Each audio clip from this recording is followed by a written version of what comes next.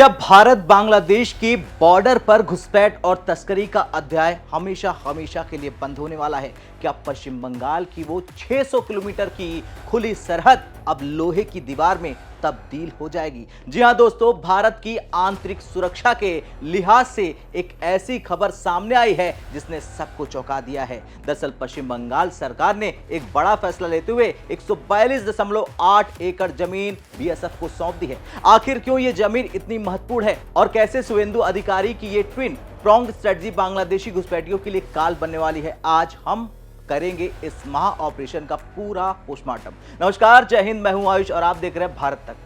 दरअसल 28 मई की सुबह कोलकाता से आई इस खबर ने सुरक्षा गलियारों में हलचल तेज कर दी।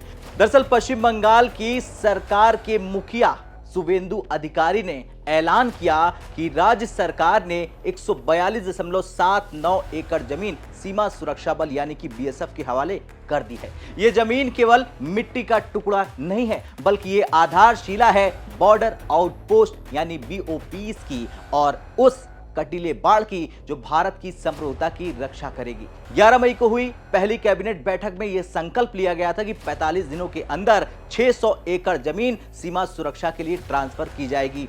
20 मई को पहले ही 43 एकड़ जमीन सौंपी जा चुकी है और अब यह दूसरा सबसे बड़ा कदम है शुवेंदु अधिकारी का।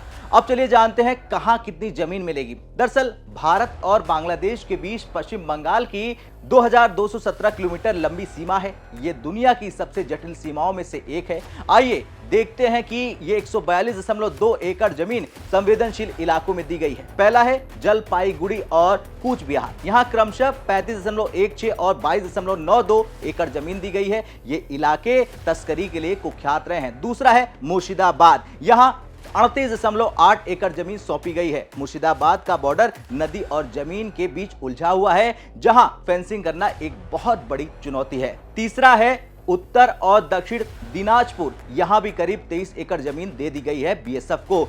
चौथा है नदिया और उत्तर 24 परगना। हालांकि यहां रकबा कम है, लेकिन सामरिक दृष्टि से ये चिकन नेक के करीब होने के कारण बहुत महत्वपूर्ण है। अब आप सोच रहे होंगे कि क्या 142 एकड़ जमीन से फर्क पड़ेगा? जी हां, फर्क पड़ेगा, बहुत बड़ा फर्क पड़ेगा। शुवेंदु अधिकारी के मुताबिक बंगाल की कुल सीमा में से लगभग 1600 किलोमीटर पर तो बाढ़ लग चुकी है, लेकिन लगभग 600 किलोमीटर का ये बड़ा इलाका आज भी पोरस यानी कि खुला हुआ है। इसी खुले रास्ते का फायदा उठाकर बांग्लादेशी घुसपैठिए, मवेशी तस्कर और राष्ट्र विरोधी तत्व भारत में एंट्री करते हैं। अब तक जमीन न होने के कारण बीएसएफ को अस्थायी टेंटों या दूर दराज की चौकियों से काम चलाना पड़ता था, लेकिन अब पक्की चौकियां बनेगी। बाढ़ लगने के बाद सेंसर और हाईटेक कैमरों की निगरानी आसानी से हो पाएगी। अब शुवेंदु अधिकारी ने एक जुड़वा रणनीति स्ट्रेटजी का जिक्र किया है।